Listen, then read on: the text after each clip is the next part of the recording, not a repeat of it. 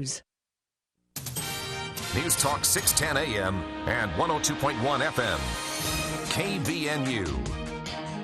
5:05 now on this Friday afternoon during the For the People show. I'm Will Feelright in for Bill Walter with your news update this hour, brought to you by Logan Extermination.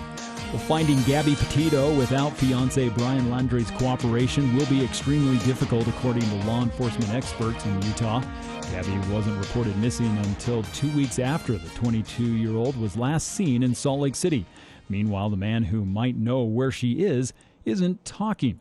While Brian Landry is within his legal rights to stay quiet, former Salt Lake County Sheriff and Moab Police Chief Jim Winder told Fox 13 that it is detrimental to the investigation. Winder said until there is some sort of physical evidence to point in any direction, this could linger for some time. With Brian refusing to talk, physical evidence is becoming critical. Winder believes that investigators are heavily focused right now on the digital footprint that the couple left behind, especially from their cell phones. Now, Unified Police Deputy Chief Chris Bertrand said that he thinks that people who were in the area, the Tetons, from the 25th to the 30th, are now going back through their minds, their videos, their photos, and looking for any evidence of possibly Gabby Petito. Now, the FBI has said that no piece of information is too small or inconsequential. They're asking anyone with pictures, videos, or information about Gabby to contact the FBI. Well, speaking of Yellowstone National Park, which is nearby Jackson Hole and the Tetons, a woman suffered thermal burns there yesterday. I'll get to that story on the way in just a minute. As first, we check that weather forecast, as we've had sunny, clear skies today with a little smoke and haze.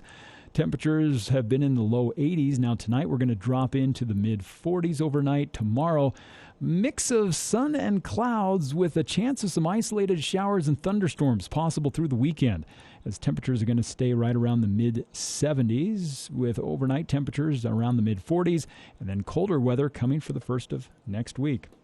A 19-year-old Rhode Island woman suffered significant thermal burns in Yellowstone National Park this week.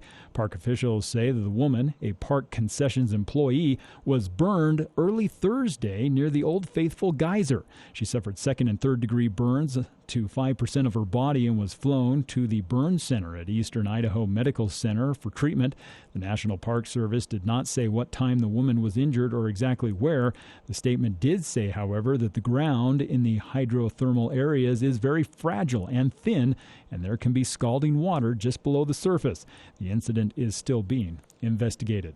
You can get more on these and other stories at CashValleyDaily.com. I'm Will Feelright for KVNU News. If you think it's expensive to hire a professional, just wait until you hire an amateur. Why the heck is the roof leaking? Larry, you said you got it fixed. I thought it was fixed, Donna. Everything was fine until it started raining. Larry, that's the point of fixing the roof, is so we can actually live here when it's stormy outside. This is David with Roof Rescue. Our experienced roofing team is tried and true and will fix your roof guaranteed. Visit roofrescueusa.com to schedule your free roof inspection. Roof Rescue, providing watertight peace of mind.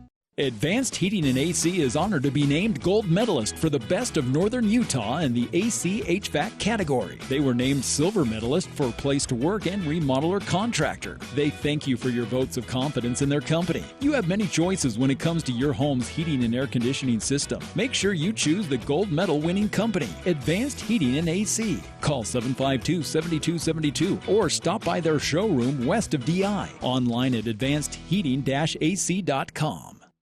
Trouble with pain, sleep, or anxiety? Want better health? Try CBD7, the CBD experts. You simply can't get this water-soluble CBD at grocery, convenience, or health food stores. Water-soluble CBD7 absorbs 15 times better and tastes great. CBD7 has the only clinically proven formula with real measurable results. Many feel better in minutes. CBD7 is not a drug and has no side effects. Other CBDs just can't do all that. Visit CBD7 today. Learn about CBD and try our best for free. This is Ryan at My Mattress. A few nights ago, my wife Amy and I were at a movie in Lewiston. It was late, so when we got out, we drove around a little bit. What did we notice? Every light in Lewiston was on. Nobody was sleeping very well. The next day, I checked my computer at My Mattress to see how many people in Lewiston were sleeping on an IntelliBed. The answer I found? Not many. Lewiston, I thought we had this figured out. If you want to sleep soundly, you got to buy an IntelliBed. Only at My Mattress. This is Phil with Cache Valley Pharmacy. We love being in Cache Valley and want to thank you for your support. Cache Valley Pharmacy features the best prices in the valley. And as always, free delivery. If you're in the market for prescriptions, check first with Cache Valley Pharmacy for the absolute best prices, especially on compounds and insulin. We've been doing pharmacy better than anyone else in the valley with free delivery valley-wide for the last 19 years. Cache Valley Pharmacy, the pharmacy delivery experts. Order your prescriptions online at cachevalleypharmacy.com. Hi, this is Drew Allen with Allen Mortuaries. Over the years, thousands of families have planned ahead with Allen Mortuaries. Planning ahead helps you make informed and thoughtful decisions. It also spares your family the stress of making these decisions under the pressure of time and strong emotions. Allen Mortuaries' secure pre-need trust plan can save you nearly 40% versus other plans. Keep it simple, safe, and secure. Go with the proven choice, Allen Mortuaries. Voted best funeral home in Cache Valley in northern Utah. Allen Mortuaries. Then, now, always. If you're a business, hiring seems to be a concern now and in the future. Plan on attending the Cache Valley Media Group's Job Fair Thursday, September 23rd at Castle Manor in Hyde Park from 11 to 6. By attending the Job Fair, you can talk with hundreds of potential employees looking for work or changing careers. Call 752-1390. That's 752-1390. Or go to CacheValleyDaily.com to get involved in the Thursday, September 23rd Job Fair at Castle Manor in Hyde Park. Presented by the Cache Valley Media Group. Every Saturday morning at 9, you get information to prepare you with retirement solutions for the journey ahead. It's Smart Money Ascent with Clayton Alexander of Teton Wealth Group. How do we solve that number one fear or that number one concern? Make sure you never run out of money. And Teton Wealth Group's Ethan Miller. Then, when you leave Teton, when you leave our offices, you're going to have a plan that you're both excited about. It's where your retirement questions are answered. Smart Money Ascent, Saturday mornings at 9 on News Talk KVNU, 102 FM and 610 AM. The Italians have a saying, Lemon. Keep your friends close and your enemies closer. And although they've never won a war or mass-produced a decent car, in this area they are correct.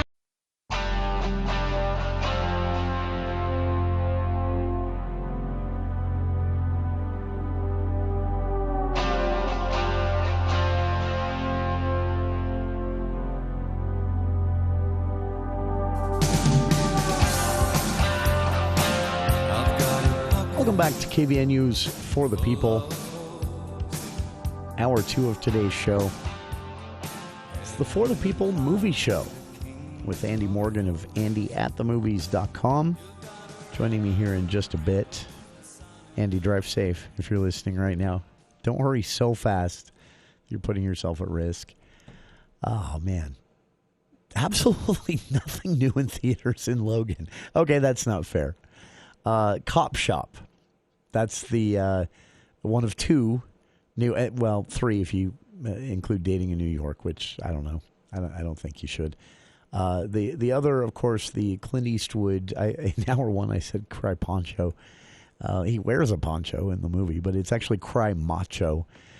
This is a 2-hour plus PG-13 related neo-Western. We'll talk about it in more detail when Andy's here. This is... So Eastwood has been... Man, this guy's 91.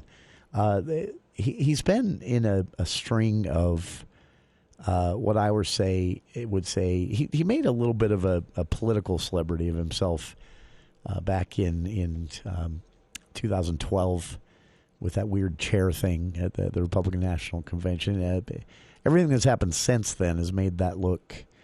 tame by comparison in our politics, national politics at least, and Eastwood has stayed away from that. It did hurt his career a little bit, mainly, or sadly, I think, at a time when he's done some of his best. He's been in some great action movies over the years. His classic westerns, the trilogy that wraps up with The Good, the Bad, and the Ugly. Fistful of Dollars, all of that included in that trilogy. The Man with No Name trilogy, as it's known, is just... I mean, it's sort of the opposite of an action movie, but it's spaghetti western at its finest. He's been in some really good stuff. I was never a Dirty Harry fan.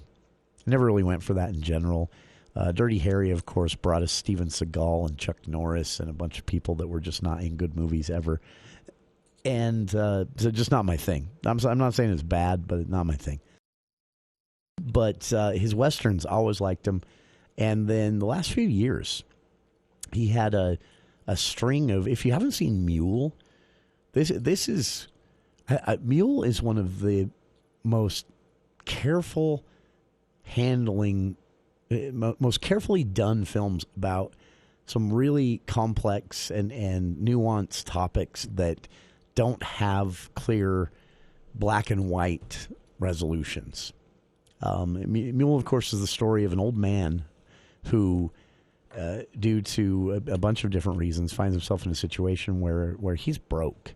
He's far too old, to work, a full-time construction job or something like that, which I think is what he did before he retired. The retirement money's gone. His family's gone. It's just he's this man in this destitute situation that needs money, and so he becomes a drug mule. On a small scale at first, and then because who's going to suspect an old man of having a brick of marijuana in their trunk, right? That's the premise of the movie, and it's really good. Before that, by the way, if you do want to see the Mule, it is available not on any of the subscription streaming services, but it is available to rent on Amazon. And also, you can probably buy it many different places. But it is Amazon Prime streaming services. It is available to rent.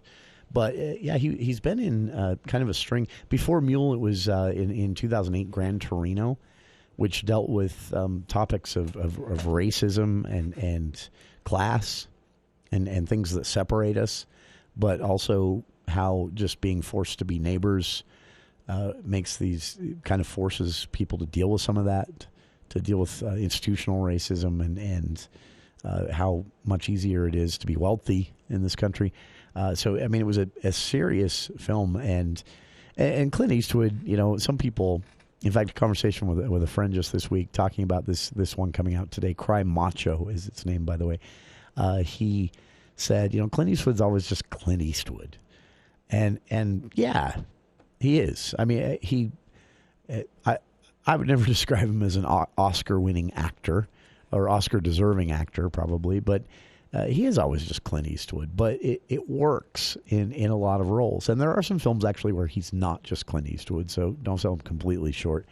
But these last few, I think, are some of his best work, and glad to see he stayed out of politics instead of going in that direction. I was afraid he was going to get back into that and stop acting. But, at 91, his latest film is out just today, Cry Macho, in theaters here in Logan. And like I said, only one of two, unless you count dating in New York, which you shouldn't, only one of two films you might want to consider this weekend. The other, maybe it should go on the don't consider list automatically too. The other is called Cop Shop. We'll talk about that and more as he's arrived here in the studio with Andy Morgan of AndyAtTheMovies.com, unless he dies during the break there, right after this.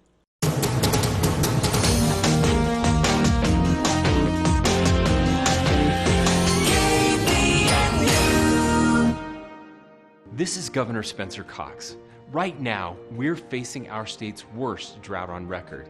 Utah, now's the time to unite in our effort to water less.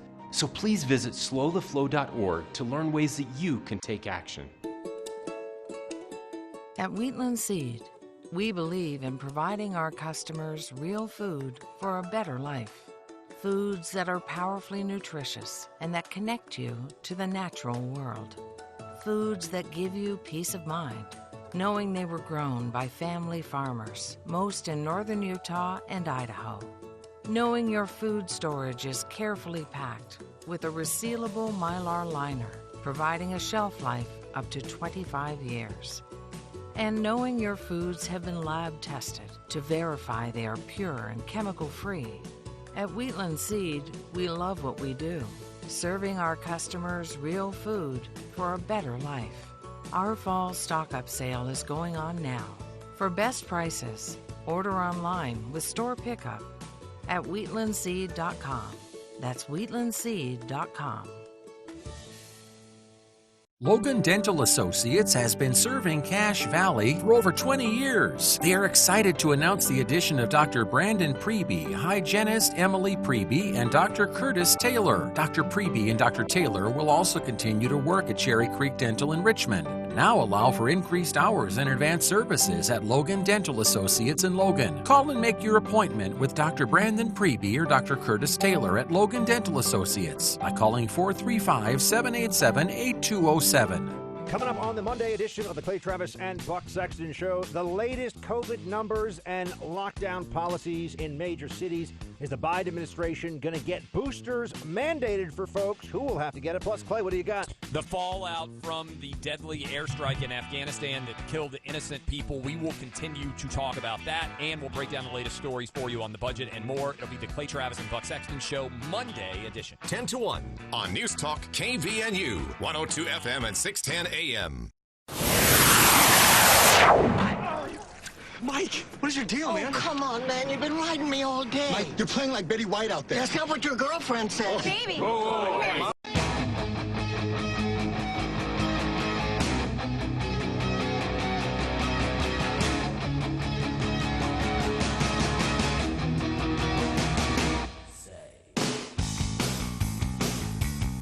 Welcome back to the For the People Movie Show with Andy Morgan joining me here in the studio. Andy, you arrived just as we were going to break and just as I was about to start making fun of Cop Shop. Oh, sorry. Bill isn't here this week, so the button pushing is a little bit... For listeners who don't know why Andy isn't talking yet, I haven't turned his headphone on. Is that better? I was like, Jason... He can't hear me. I can hear you in my heart, but I can't hear you. Sounds like I'm across the room, right? I can't hear you in my soul. Hello? Hey, you know what? Cop You Shop. do a good job. Do I? You are. You heard me defending Clint Eastwood as you were making your way to the studio here? There are mixed opinions on Cry Macho. Really? I feel like... What's a neo-Western? Oh. That sounds made up. You know what? It just means it's Western, but it's set in modern times, right? Let's go back to what we don't have to... I don't want to go back to this whole discussion just because we drove it up and down the street and around the state yesterday, or last week. But a neo-Western is like Yellowstone. You know, it's... And this is going to sound... The Sopranos, but with horses. This is That's going to... how I describe Yellowstone to people. I know, Game of Thrones with fewer dragons. Cowboys and Indians movies is probably not the most politically correct way to say something, and so I don't mean that offensive in any way, shape, or form. But, you talk about in the 1940s, 50s, whatever... the John Wayne Westerns that are actually super racist right now. Have you ever gone back and watched? Yeah, some of them are. It's shocking, actually. It's very I feel bad for the indigenous peoples in those because you're just like, oh, that's not accurate. Oh, yeah. But you know what I mean. That's kind of I don't know. That was Hollywood at the time. It was. They were doing the same thing to black people and women. It was kind of like a white man's romanticism of the West, like. It was like, hey, we've got guns and holsters and we're driving our cattle. And that's one thing so this is why I'm inclined to defend Clint Eastwood. I completely agree with people who say he's always Clint Eastwood. The guy isn't an Oscar-winning actor. Okay. I get it. He's always just Clint Eastwood, but it works in a lot of roles. And the reason I defend him is that if you look at his, if you don't look at any individual movie, if you look at the arc of his career, put some swelling music behind that. He'll get a Cecil B. DeMille Award if he hasn't already. He's brought that Western tough guy thing along, but he's brought it along through. It's almost like watching someone who made their name really as this just almost ludicrously tough cowboy. The Man with No Name trilogy pops into my mind. No one's that tough, but you'd catch a bullet in your teeth. But he's brought it along from there to, and then through Dirty Harry and that kind of tough guy. And it's almost like watching the tough guy grow up. Yeah, and his movies. Yeah, he did, because he went from... I think for me, the distinct shift for Clint Eastwood was right around the Bridges of Madison County time. And let's I've never seen that. I could have a whole story about this. I know enough to know that I'm okay with that, but I've never actually seen it. Beautifully filmed. Yeah, it is. I'll give it that. And obviously, Meryl Streep there was a great chemistry there. I think that was 1993, 92, 93. Robert James Waller wrote Bridges of Madison County, and it was tiny little book. And it was so funny because it was probably one of the first instances that I remember of something seeming so real that people were actually like calling National Geographic saying, "Can I get these issues of the?" And they're like, "That's a story, man. It's not a real magazine." Anyhow, and I remember my dad, who was probably, I don't know, he was probably getting close to 50. Both my parents were probably close to 50 at the time. My dad read that book, and for some reason that really, because it's unrequited love, right? That's the theme of it, but it's with older folks. It sounds bad, but you know what I mean? It's like with, people in their late 40s, 50s that, it's in that On Golden Pond, and there's always, like every 10 years we get one of these. Yeah, and they're really popular. And I think it really struck a chord, I think with both Cocoon. men. With both men Wilford Brimley's butt. That's, that's still to this day, I cannot get over the fact that Paul Rudd and Wilford Brimley are the same age in that movie. Isn't that weird? That just blows me. I fact checked that like 3 times because I was like, no way. Yeah. But Wilford Brimley was 53. The age Paul Rudd is now is what Wilford Brimley was in Cocoon. Yeah, that's nuts. But he was playing someone older in that movie too, right? Usually it's old person playing somebody younger. Do you think Wilford Brimley was like, "Oh, I need to eat more oatmeal, diabetes"? Anyway, going back though, it's a tasty way to do it. I think it's aliens. I think that's something that happened with Clint Eastwood because he really started to get into kind of. I mean, people look at. I think people will probably, at least like for the last 15 years or 20 years, they'll remember Clint Eastwood. Maybe not 20 years, 10. They'll remember Clint Eastwood from his weird, rambling Republican National Committee speech where he was. I brought that up because that were you talking to the rocking chair? Yeah, but consider how weird that was then, and now would not be weird now. Yeah, now no. in hindsight, that seems almost now charming. Like, it's almost like well charming. done, sir. No, a little odd, but not like the rest of it. And Clint Eastwood has always really kind of maintained kind of like a political neutrality. He's probably more of an independent than anything. He's actually has one of my favorite quotes where he said, he's like, you find the nut jobs on the left and they run and they go in a circle and meet the same nut jobs on the right is basically what he said. He was saying, which you can actually watch play out sometimes. Yeah, he issues. just talked about how extremism is on both sides, and his thing, because they were asking him questions like, Clint, what do you think about gay marriage? What do you think about legalizing marijuana? And Clint, straight across the board, not with any caveats, not like, well, this and this, but not this. He said, I just think the government needs to stay out of everybody's lives and let everyone do their thing and be happy, right? Like, he's like, I'm not going to tell someone else what their version. They don't need to prescribe to my version of happiness. Sure, right? And he's kind of, if you look at his movies, well, back up just a little bit along these same lines of his philosophy, or I don't know what you want to call it. He's pretty tight-lipped about it. He doesn't weigh in on a lot of issues. But if you look at what he's directed, you can kind of get a sense of where, assuming that a director chooses films because they would like to see them get made. Yeah. I think Clint Eastwood's career took a turn in 2003 with Mystic River. That was the first film he directed that really just... Yeah, it was. It was amazing. It was nominated for something. I don't remember what. He was kind of a great story. The one prior to that was Unforgiven. And I think that's the one, because if you go back and look at movies that he had directed, right? That one, Unforgiven, just suffered from a horrible marketing campaign. Well, he's done others. I mean, he's always pretty much weighed into the director, producer, actor role. I mean, as far back as like mid 80s, because I mean, you go back and look at his shows. I mean, he directed, the Iger Sanction. He directed The Outlaw Josie Wells. I mean, so he's always kind of been there. But when he started doing the ones that you could tell he was just being a director, I think was with Mystic River. I think you're right. He's not in it. He's not anywhere near it other than, but from that point on, I think you started to see this Clint Eastwood. This is going to make a lot of his fans mad. This is when you start to see the Clint Eastwood, the artist. I agree. Well, as opposed to just Dirty Harry. Yeah, because I think, this is actually a great way to spin this all the way back to Cry Macho. Okay. Because I feel like if I look at Clint Eastwood's filmography, including acting and directing, because again, he's directed a lot of movies. People they only remember the ones that get like they're lauded. Yeah.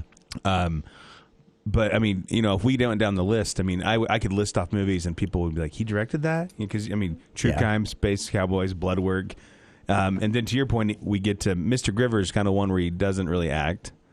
And it's not his material, Anyway, based on a. But he's a very macho. That's his persona, and I think that's probably art imitating life, right? Because I think Clint Eastwood is a lot like Harrison Ford. He's a kind of a macho guy. Looks like he's seen some sunny days. He is an Army veteran. He's leathered, does his own stunts, that type of thing.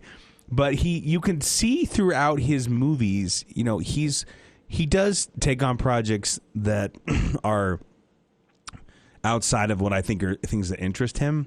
I mean, obviously it's going to interest him. I think he likes filmmaking in general. He loves the movies. He talks about the history of movies. That's important to him. But so my point is he starts out as this cowboy, tough guy, Dirty Harry, tough guy. You see that thread throughout, I'm an FBI Secret Service agent and all those kind of things. And then to your point, you get into the mid 2000s, and it starts right around Mr. Griver and $1 Million Baby, where he's this, he's doing these serious subjects, and they're very like $1 Million Baby. That's a controversial movie. Yeah, I mean that's not. And he talked about that being part of the reason he wanted to make it. Yeah, and then Gran Torino, which is more recent, that's controversial. That was a bit controversial. Yeah, I mean, but it's dealing with some difficult topics like racism and class and everything. But go through his other movies. I mean, if you go down his filmography here, I mean, Hereafter, that's something that's Clint Eastwood dealing. He wanted, what's the afterlife? What's there? Surrounded around the whole, 2004 Indonesian tsunami. I feel like this is how I'd make movies, but it'd be like... Yeah, you'd just be like, what interests me today? And I made a movie about this TikTok I thought was funny. Well, then he did. I mean, go through I want to run through these. Just not really. We don't have to spend a lot of time, but I want the listeners to see kind of the trajectory here. Okay. Because you get into 2011. You mean from a certain point up to Cry Macho? Yeah. Today. Okay. Because he goes from this kind of like, I almost want to say more sentimental movies in the early 2000s. Mystic River. I know people might think that's funny when I say it's sentimental, but it's a father losing his daughter. And the pain. It's a very sad movie, but it's a crime thriller. But it's a very $1 Million sad Baby, same type of thing. Yeah. But then you get into he goes through.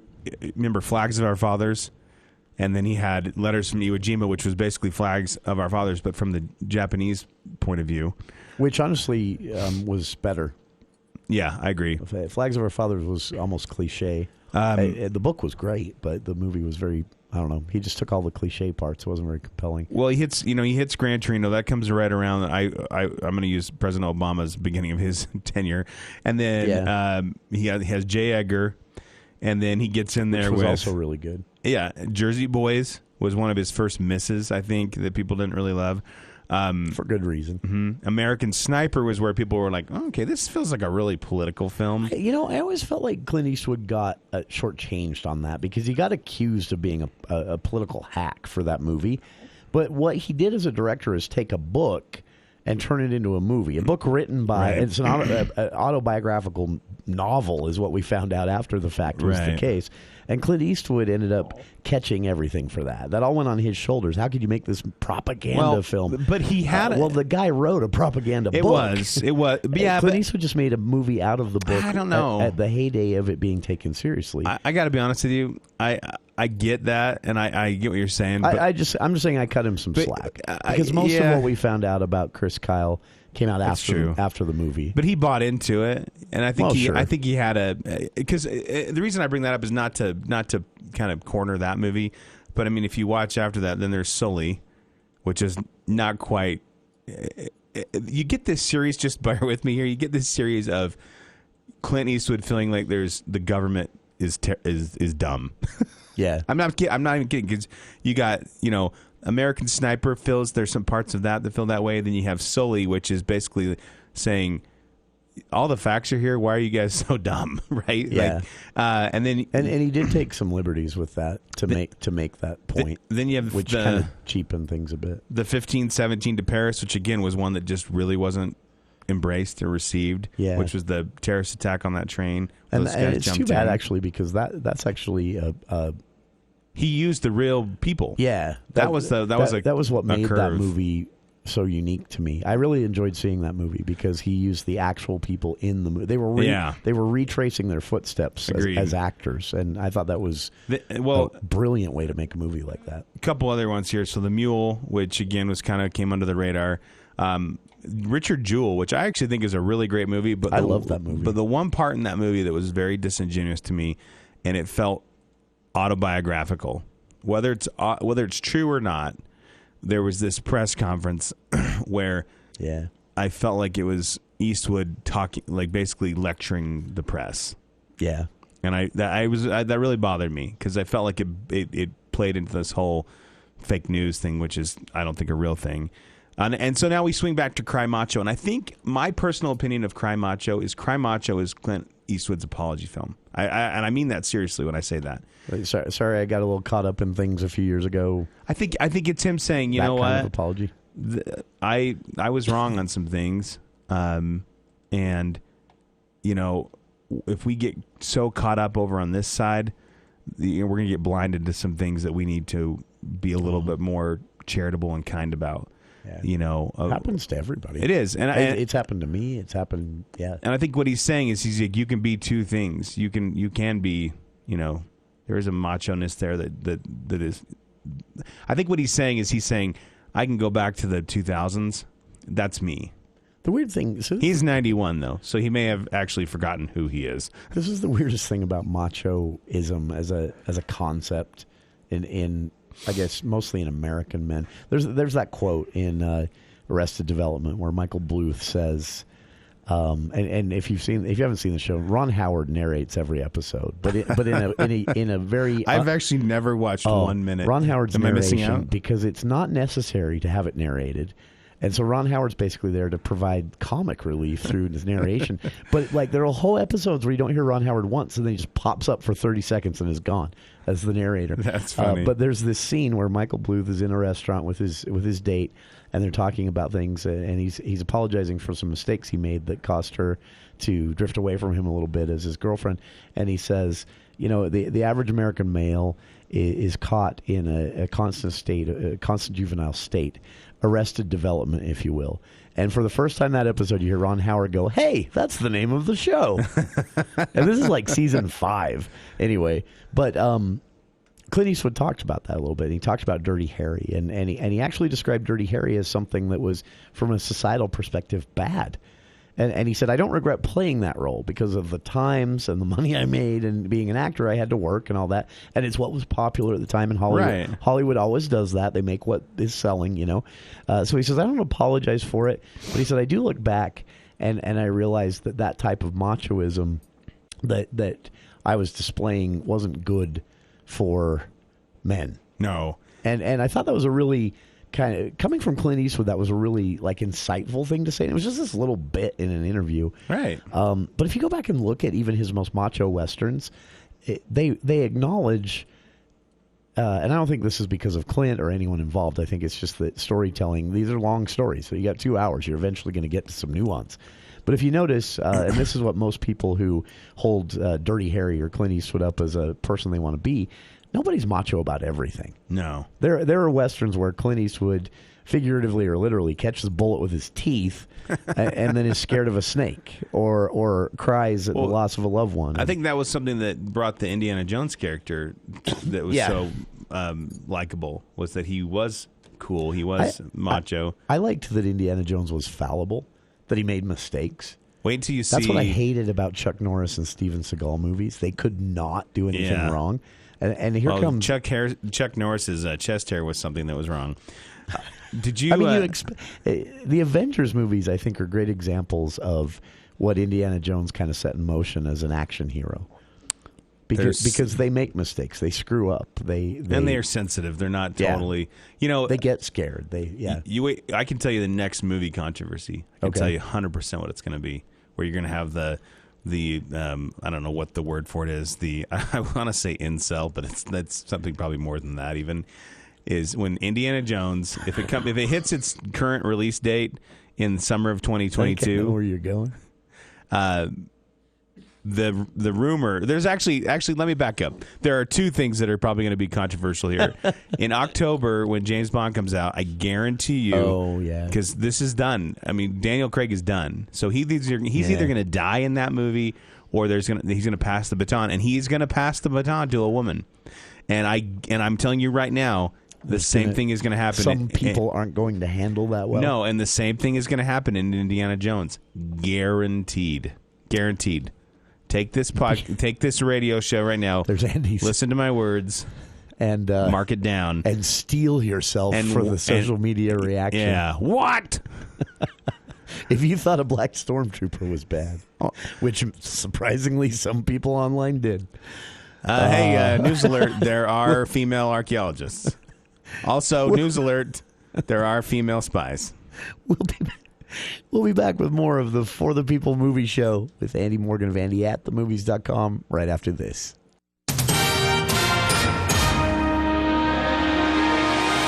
Well, thank you, Jason. The news this hour brought to you by UNI Furniture. It's going to be a busy weekend in downtown Logan.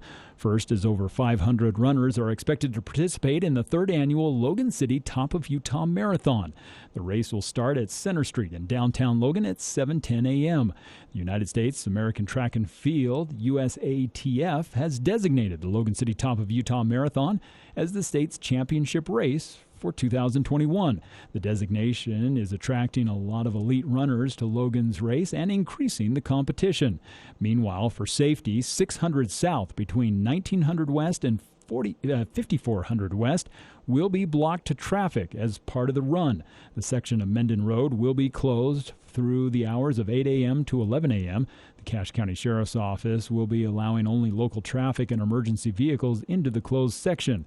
The marathon is the flattest marathon course in Utah, where runners enjoy a closed course, little or no traffic, and race grades at or near zero. Of course, immediately following the marathon, dozens of Latin American countries will be represented tomorrow at the first ever Cache Valley Media Group Latino Festival held in historic downtown Logan. The event will include vendors, a parade of flags, food, folklore dancing, and music on Center Street from 3 to 9. 97.3 Juan FM sales and marketing manager Carolina Calmonte says that it will be a festival to celebrate all Latin countries, not just Mexico. We're doing a little parade. That's the one thing I wanted to do to represent all the countries. So in that parade, I invite some organization, Hispanic organization, Latinos in Action from Logan High, Green Canyon, and from the USU College. There is also some other organizations that are coming from Provo and Salt Lake City, Latin America and Utah, and they represent all Latin countries too. So they wanted to be part because I know it's the first time we're doing this in Cache Valley. She says the dual immersion students from both Cache County and Logan City school districts will be marching in the parade. There will also be a stage set up near the Center Street Arch to provide live music and dance instruction. The afternoon will be a party and celebration of Hispanic heritage and community. And, of course, tonight it's high school football as Bear River is hosting Logan for homecoming as the Bears getting a chance to play on their new turf for the first time this season. That game kicking off just after 7 o'clock. Our pregame show beginning right around 6:50 here on KVNU. Meanwhile, Skyview will be hosting Ridgeline for their homecoming, and Green Canyon is hosting Mountain Crest. All of those games beginning right around 7 o'clock. You can not only hear them on the radio, but also stream them online with video and audio at CacheValleyDaily.com. Looking at a pretty good night for football as tonight temperatures going to be dropping into the mid to high 40s overnight tonight with mostly clear skies. We've been in the low 80s today. Then a slight chance of some showers, thunderstorms throughout the weekend, Saturday and Sunday, as temperatures are going to stay right around the mid to low 70s during the day. Overnight temperatures right around the mid to low 40s. Get more on these and other stories at CacheValleyDaily.com. I'm Will Feelright for KVNU News.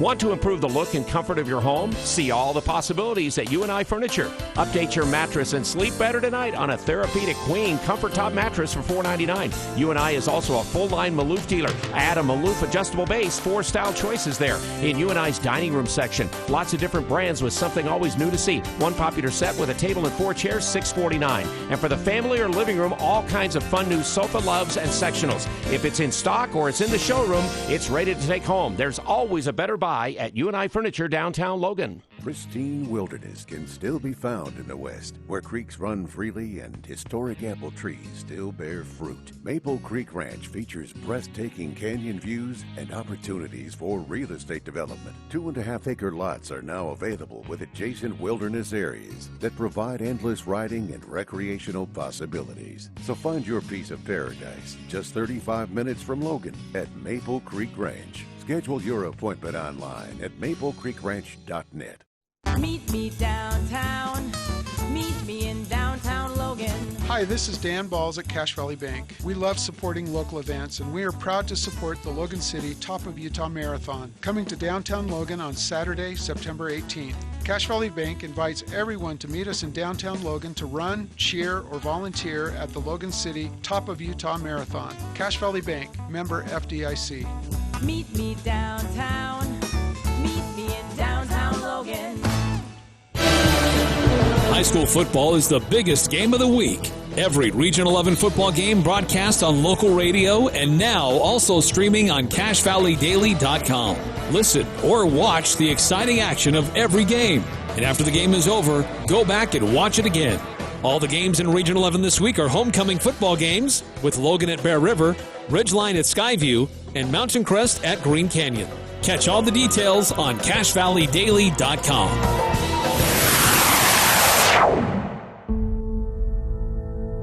Back when we had winners, I was afraid to lose you to the competition. 5 times you won the All-American. That was a long time ago, wasn't it? That was before the accident. Before the booze. You know how many people told me to just cut you loose? You gonna say anything? Howard, I've always thought of you as a small, weak, and gutless man. But you know, there's no reason to be rude. Just a little bit from the trailer there for Clint Eastwood's Cry Macho in theaters today. There's no reason to be rude. I love, some brilliant casting on this, getting Dwight Yoakam to play the bad guy. Dwight Yoakam. I mean, as much as there is a bad guy. The last time he played a bad guy was in Wedding Crashers. Yeah, and he's good at it. Go comatose for me, baby. Shoo, shut your mouth when you're talking to me. I forgot about that scene. You know they're making Wedding Crashers too, right? Oh, really? Does that need to... Well, Vince Vaughn's had a little bit of a resurgence with that horror movie last year. Did you see BuzzFeed's thing today, by No. the way? Movies that need to be remade. Oh, I don't... The Truman Show was one of them. Really? Yeah. What? It just... I have... Just fire any person who writes something like that. I don't read... Oh, Jason, I don't even know where to even begin. There's so much to unpack with this. We are entertainment media has gotten weird. Well, it started lately. out in the late, probably early 2000s when blogs became a thing. It was breaking news and spoilers. That was the thing. Yeah. And that's still, but studios have kind of got a handle on that a little bit, right? It's not always the case. There's still spoilers. That's why you see all these websites that have, we've talked about this before. Have you ever Googled Winds of Winter release date for the next Game of Thrones book? You'll find hundreds of sites with headlines implying they have some news about this. And then it's not. But it's the same 3 paragraphs that have been around for 5 years now. Yeah, there's a Disney and they site. make a lot of money doing that. No, there's a Disney site out there that I blacklisted because their headlines will say fans upset with the new casting of Iron Man, and you're like, what? And I was like, did I miss something? So I flip in there and I look, and they're just there's nothing of that short whatsoever. What they're basically saying is they're saying like in this new Marvel spinoff, What If, which is an animated thing on Disney Plus, that they just have somebody doing a voice, and they're like this, and they acknowledge that. Yeah. But it's a clickbait headline, and that's kind of what you are. Like we talked about the Cinema Blend, Screen Rant. Screen Rant's bad. All these sites. it's opinion and projection of things they know nothing about. Which can be fun if that's what you're looking for. And I'm fine to have it's fine. If you want to throw out an article, you're like, I think these are movies that should be remade. But sometimes, like, I look at these people and I'm like, Anyway, I'm going to sound like the old grandpa on his front porch, so I'll just back out of that one. But we have to save some time here to talk about the Christopher Nolan news this week because I'm so excited. Yeah, and we should probably, there's a lot of new trailers that have come that are things that are coming around. Also, we want to talk about Malignant because I watched the other hour and 43 minutes. I made it through. Should we put a cap on the Cry Macho talk, go to the break, and then... Yeah, we don't have to say anything more about Cry Macho. I'm going to bet when you woke up this morning, you were like, I bet we're going to go through Clint Eastwood's entire filmography today. I was excited to talk about it because I'm excited to see this movie. Yeah. I feel like, he said recently, every movie could be my last, and I approach them all that way. No, and he will definitely be... I feel like this movie is, from what I've seen in the trailer, what I've seen through clips, and what I've read from those who have seen it already, I feel like this is the movie Clint Eastwood wanted to make if there was going to be a last movie. I actually agree with that. That's probably true. And, hopefully he's alive... and I don't mean this to sound morbid, but there are people there's people in my life that have started to pass away, like Sean Connery and others like that that you grew up with, and Clint Eastwood will be one of those, or that when he does leave us, I mean that's an icon that'll be going away. And, I can't believe we got through a whole Clint Eastwood almost hour and never mentioned, is it Every Which Way You Can? Which is the one with the orangutan? Yeah. Strip the Caddy, Clyde. That's a funny movie. Yep. Also very dated, just warning you. Like one of those warnings. We'll take our break. We'll be back to talk about Malignant. Andy had started it last week. He's finished it now. It's in theaters here in Logan. It's getting a big thumbs up from most audiences, at least as far as the rating sites go. And a lot of the new trailers coming out, some Christopher Nolan news, and more right after this. News Talk 610 AM, 102.1 FM, KVNU. Get ready for big savings today at Circle B Irrigation's Fall Open House. You'll find sale prices on fertilizer, clearance prices on all yard and garden products, 10% off Diablo power tools, 20% off landscape products, and more. Grab free lunch today from 11 to 2, and Milwaukee reps will be on site with live demos. With fall weather officially here, be sure to bring your small engines, including chainsaws and snowblowers, by for a tune-up. It's the Fall Open House at Circle B Irrigation today, 4075 North Highway 91 in Hyde Park. Don't miss it. The most beloved musical of all time is coming to the Ellen Eccles Theater. September 17th through the 25th, Music Theater West presents The Sound of Music.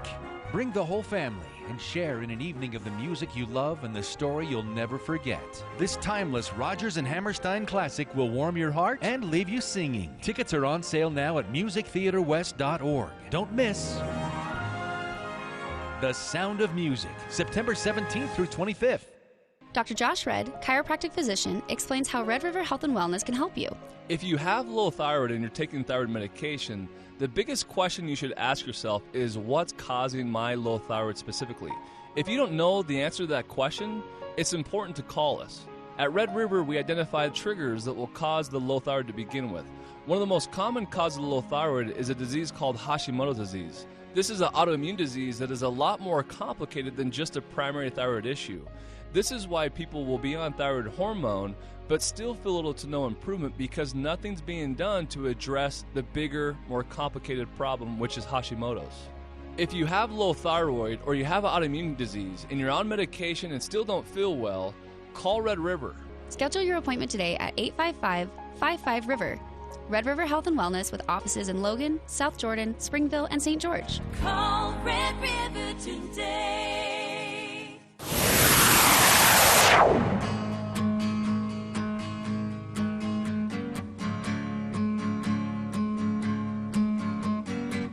Welcome back to KVNU's For the People. wrapping up this week's movie show with Andy Morgan of AndyAtTheMovies.com. I'll just throw this out quick because you've got trailers and stuff you want to get to. Malignant you want to talk about after having started it last week. He finished it this week. This horror movie getting big thumbs up from audiences.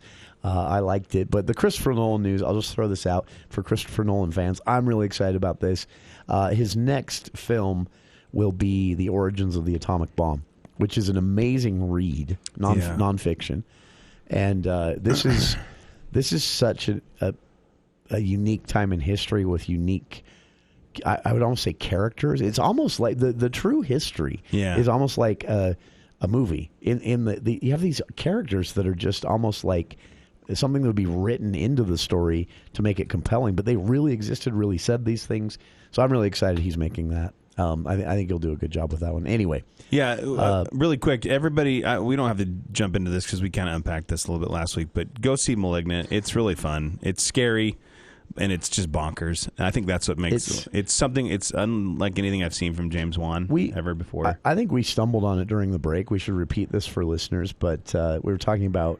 So for those who remember Scream in the mid-90s? 94, I think. Scream was Wes Craven, famous for directing 80s slasher horror flicks like Nightmare on Elm Street. Right. Although he did one series film, Serpent and the Rainbow, that if you haven't seen, you should see. It's actually scary, though, too. Very scary.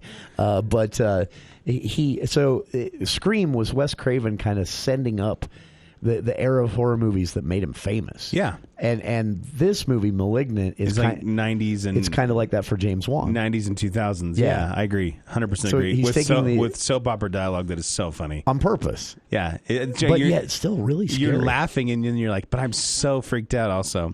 Yeah, it's just like unbelievable dialogue on purpose mixed in with these horrifying, tense scenes. And also a pretty cool plot, actually. There's a couple movies that came out this week and last week that are limited release that I'm really looking forward to. I won't go too deep into them, but Blue Bayou is one.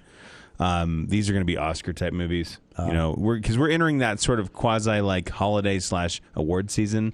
So there's a mix of like, hey, these are movies we want to go to the Academy Awards and but we're not expecting people to line up for them. Eyes of Tammy Faye is another one with Andrew Garfield and Jessica Chastain playing Jim and Tammy Faye Baker. Next week, the movie we'll be talking about is Dear Evan Hansen, based off the Broadway. I shouldn't say based. Based off the Broadway musical, the hit Broadway musical.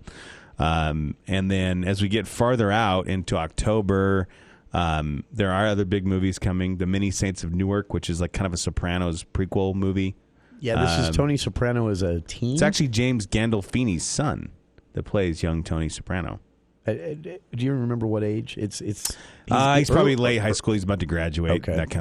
So that's roughly when it's... Yeah, there's another movie that's coming out. It's Netflix and select theaters with Idris Elba and I can't remember the other lady in it, but The Harder They Fall, which is... it kind of tells the story, but almost in a little bit of like an over-the-top fashion, because a quarter of all cowboys in the West, back in the 1800s, in the Wild West, were African American, and their stories really aren't told.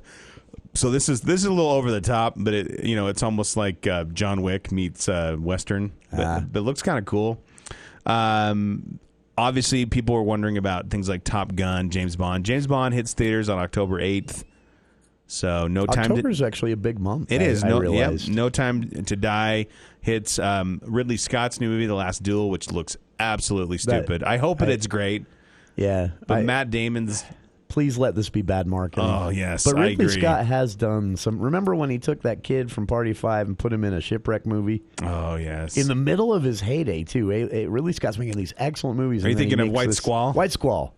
He makes this shipwreck movie. Ridley Scott's a little bit like... can't believe I just referenced Party of 5. Well, Ridley Scott's a little bit like Pixar, too. Because even his bad movies are still kind of good.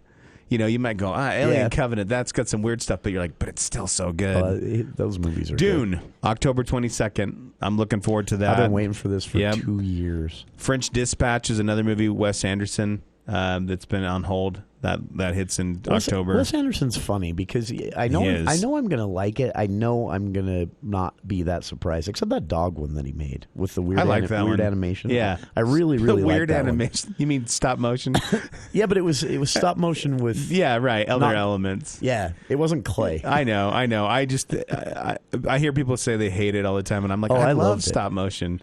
I like stop motion. It's an art. It's an art form. If done right, yeah. Hey, one more in October before I know we got to lead out here, but Last Night in Soho, Edgar Wright's new movie. Wow. Edgar Wright, Baby Driver. Hot Fuzz. Yeah. Shaun of the Looks Dead. like his version of kind of a psychological horror movie. So that's a lot of stuff. A lot of stuff coming. I'm excited. Edgar Wright's a nice segue into talking about Halloween movies and scary movies because Shaun of the Dead, not scary at all, but one of the best. Good. I think one of the best zombie movies ever made. All right. So, next week. Dear Evan Hansen, we'll probably talk a little about that. And we'll talk about, again, what's coming. A little bit more on what's coming to theaters so people can get a little excited. Yeah. Like Andy said, October looking to be a really big month, almost bigger than August as far as movies you want to get out and see. We'll be back next Friday with more of The Movie Show. Dave Ramsey and